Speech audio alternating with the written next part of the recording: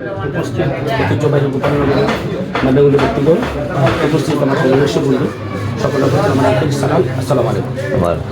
আমি কথা বলবো প্রস্তাব রায় না, আমার কথাটা হলো নির্বাচনের দিনের ব্যাপার। আমাদের দেবিদ্বার থানায় দেখলাম যে 116টা কেন্দ্র, আর আমাদের গোপালনগরের ভোট আছে প্রায় 5,000।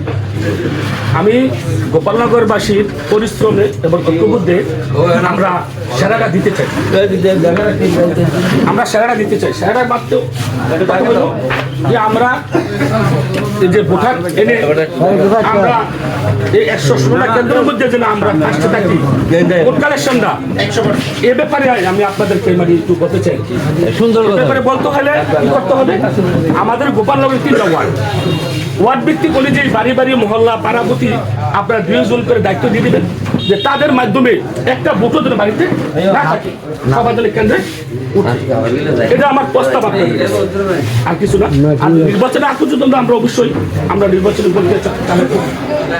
আসসালামু আলাইকুম।